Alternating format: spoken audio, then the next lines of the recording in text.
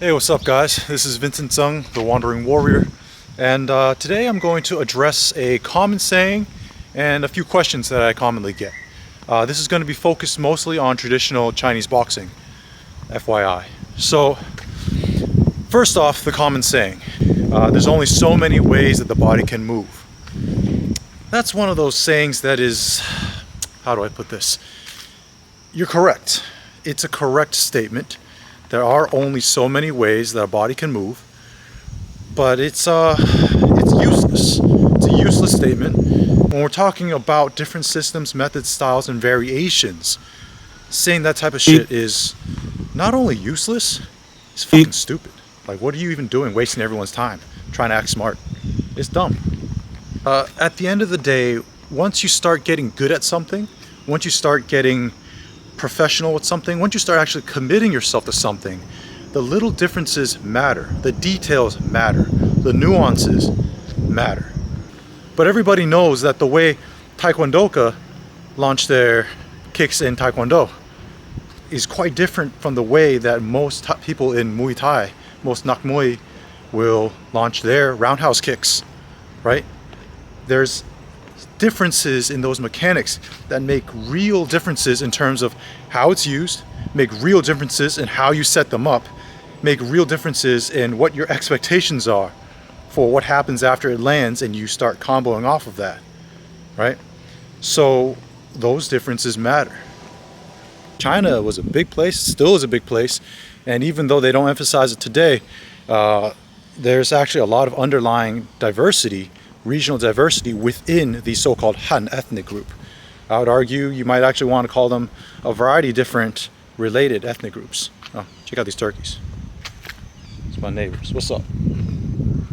Yeah, looking delicious. Anyways, so when you think of it that way, you're going to take the same concepts. You take taolu, forms or sequences, kata, right? You're going to take ti da shuai na, kicking, striking, throwing, catch, or catch wrestling, right? We're going to take a lot of these same concepts. We're going to take jia, frame. We're going to take fajing, power generation. But we're going to express these things very differently.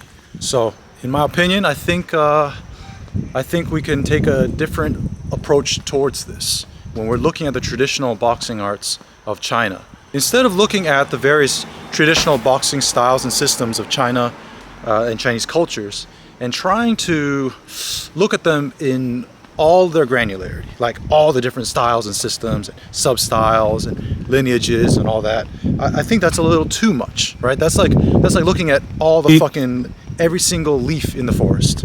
That's a little too much. I do think that if we look at it in terms of the essential components of what makes Chinese martial arts what they are and their approaches, we can start to actually have productive conversation instead of being so general that we're like, oh, well, there's only so many ways the bodies can move, look at all the commonality, but also not being so granular that we're looking at, oh, well, the second cousin of this particular lineage holder does this and he twitches his nose whenever he punches and blah, blah, blah, and it's like, what the hell are we even talking about anymore? Let's actually look at what makes the Chinese boxing arts what they are, and therefore we can start giving real assessments on what the various pros and cons are and maybe how we should approach them. I want to address some questions that I commonly get regarding the traditional Chinese boxing arts. So that's what in the West is often called Kung Fu or Gong Fu, right? We should really be calling them Quan Shu, so pugilism or boxing methods, or Gun Dao in my own native language, Taiwanese Hokkien or Minan Ban Lam, which is fist head, clenched fist. Alright, and there's some misconceptions when it comes to that as well. But in any case, let's get to some of these questions. So, the first one I have listed here, why the stiff punches, right? This is interesting. A lot of people that are looking at Chinese martial arts or looking at karate, right? They're looking at it and being like, why are people, sitting in a stance and, putting these stiff punches out there? And the reality is, these aren't stiff punches. Your punches shouldn't be stiff. In fact, they should be relaxed. But why are people seeing that? So first off, in the 1900s, we're seeing a lot of people train people in mass, whether it's the Japanese style or Chinese adopting some of that and trying to train a lot of people in the same room, giving them the same drills and blocking everything out, 1 2 3 1 2 3, and doing it militaristically, doing it repetitively in a drill style. It's not that you can't get results out of it. That's not what I'm saying. What I'm saying is that became a popular way to train a lot of people all at once. You see this in most militaries. You see this in a large group class, right? Now here comes the issue. They're not supposed to be stiff. However, for many styles and systems, I can't speak for them all because again, there's a lot of variety, but for many styles and systems, they're supposed to be structured, not stiff, structured. Okay? So when I throw the punch, I'm creating a structure. This is the same with Western boxing. For any hard punch that's meant to land and drive through, you want structure. All right? So that's the first thing I'll say. Let's not get confused between a certain training style and people doing it poorly. Bridging. This is also an often misused or misunderstood concept within the traditional Chinese martial arts, within traditional Chinese boxing.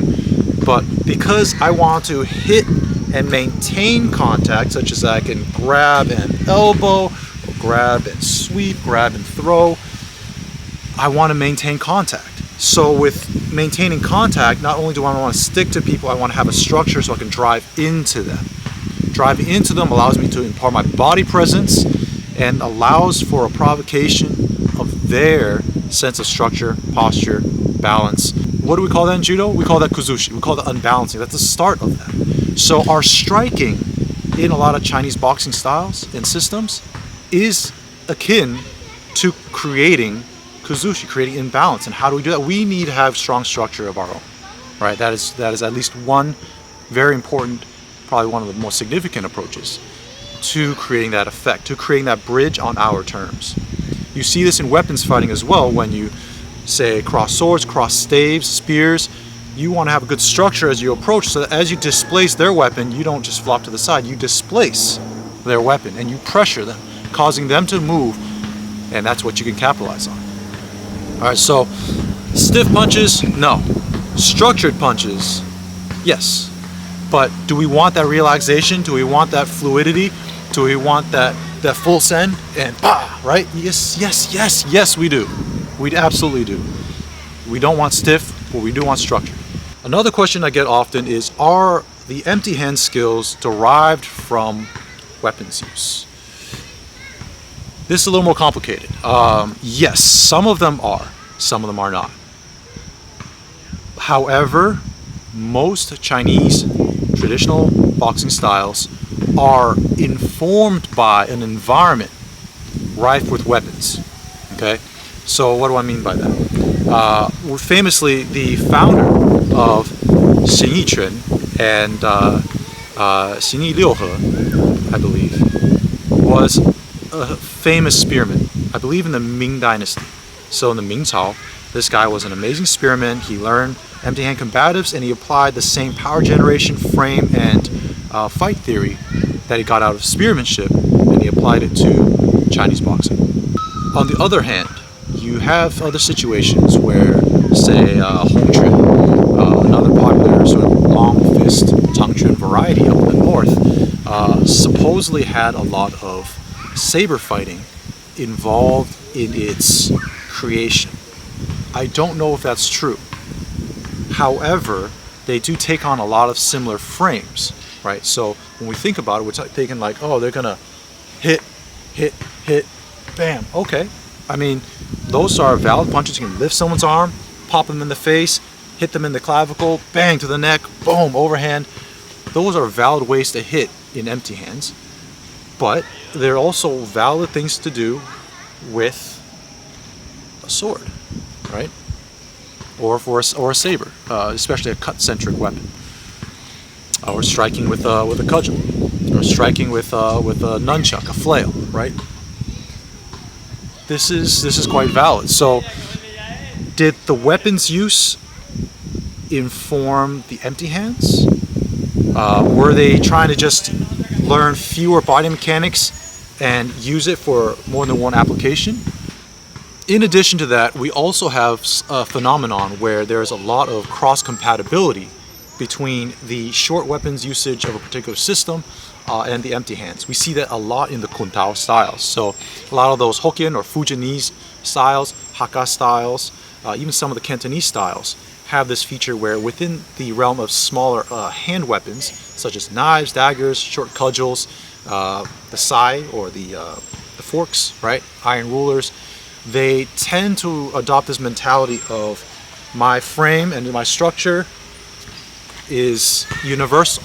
Whether it's empty hands, whether it's knife, whether it's cudgel, I'm adopting the same moves, right? And that's carried over to karate and a lot of silat and a lot of the Filipino martial arts as well. It's sort of this very sort of universal combatives approach that, at least within the realm of short weapons that don't, extend the reach too far and change the properties of your striking that much, seems to apply. So, did traditional Chinese boxing come out of weapons use?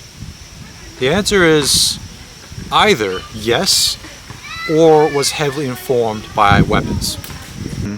But we can't ignore that these things grew up together, and that the weapons use was incredibly important to them. So it's a related thing, not dissimilar to how small sword fencing influenced French boxing, for example. All right, another question I get often: why can't they close the gap? So why can't Chinese boxers close the gap between them and someone that does, say, Muay Thai, kickboxing, Western boxing, right? Why do they have trouble closing that gap? So there's a few reasons for that.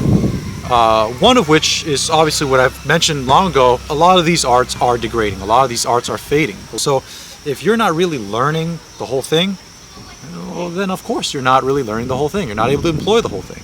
So we'll get past that point. But for people who are training it legitimately, they are really getting skills out of it, and yet they're not able to close the gap. What's going on? We got to think about the Chinese boxing meta.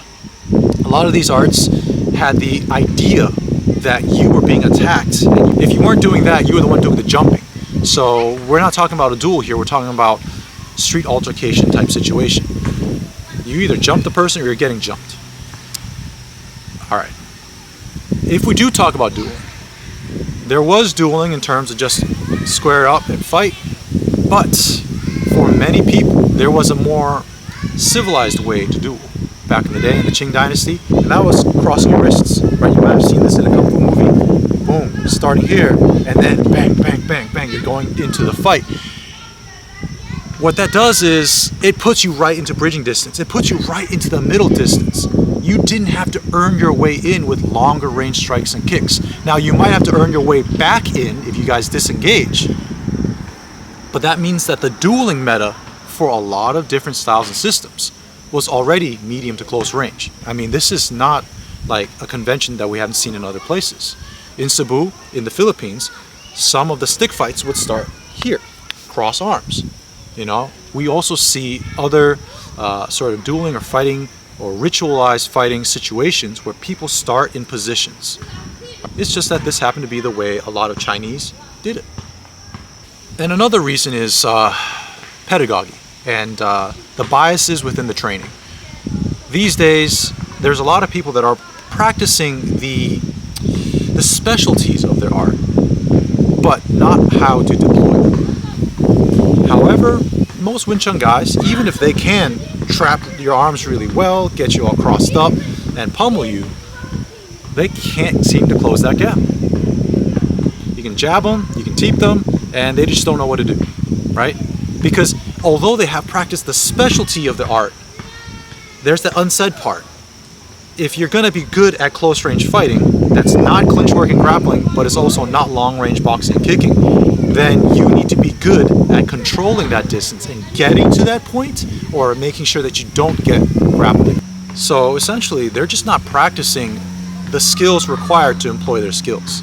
If you need to fight your way in or fight your way out and then back in, then you need to work on those skills. And it's not that the skills don't exist within Wing Chun. It's that people aren't teaching it or not training it enough. And so I think that's sort of like a training emphasis problem. these skills exist within the systems. They're just not being used. On a related note, there's another question I often get is like, why are all of these Chinese martial arts close range? First off, they're not all close range, right? Changxuan or long fist is not a close range system. It has close range moves, mostly a few quick elbows and knees and throwing the person or sweeping them, and some takedowns. But a lot of it is actually from as long range as you can muster without totally, losing your posture, leaning forward and things like that. All right, so let's throw that idea out the window first. They're not all close range. However, that said, there are a bunch of them that are close range. So what do we make of that? I would say a lot of it has to do with the context and what they're trying to accomplish. It's important to control people's arms, whether they're hitting you, whether they're trying to swing a weapon at you, or whether you just need to keep them off balance, right? You need to control the opponent. When there's a matter of weapons and no weapons, when there's a matter of urgency, you need to control the people so that you can control the variables. So there's fewer things that can happen at you. If someone's swinging a sword at you and you stand 2 feet away, a lot can happen. If someone's swinging a sword at you and you control both arms and you're pushing your head against theirs and you're kneeing them in the groin, a lot fewer things are going to happen against you. This is why, even with the longer ranged Chinese boxing systems, they all have a component that deals with the close range, usually trying to get the person on the ground as fast as possible with a combination of the striking, the kicking, the catching, and the throwing. All right, 踢打摔拿, right? This often leads to a question. So, is it all wrestling? Yes. No. At the end of the day, the Chinese called their pugilistic or their fighting skills quan or quan shu, kun, right? That means fist. But let's not take fists to mean only fists. It just means the form of fighting that involves using fists as a main weapon of entry. Because at the end of the day, fighting isn't punching. Punching is used in fighting. But fighting, you look on the street, fighting usually involves some hits meant to knock people out, a lot of grabbing, a lot of clawing at people, a lot of tussling around, a lot of tackling, a lot of body clinching, right? A lot of grabbing things and hitting you with it, a lot of throwing things. That's fighting. And a lot of that is basically dirty wrestling or it's weapons use. So you have wrestling, which China has had wrestling for many thousands of years, varying levels of skill and talent pool, but it's had wrestling, and it's also had a lot of weapons use. What is that interesting sort of civilian focused skill set that comes when you don't have a weapon on you or can't get it out in time and you still got to fight people? That's striking. And specifically the skill in punching, using your punches, turning your hands into clubs to bludgeon the other person as you come in, establish some kind of bridge, establish some kind of control, and elbow, knee, and throw them, right?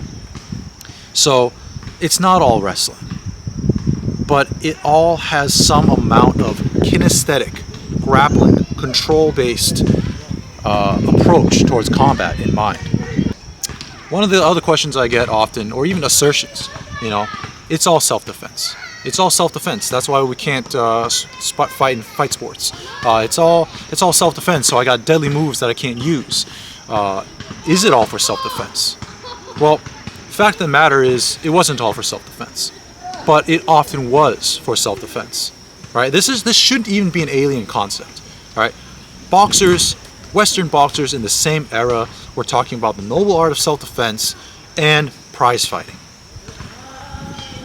The Chinese boxing masters of their time, they were talking about 拳术, 自卫, 防身, right?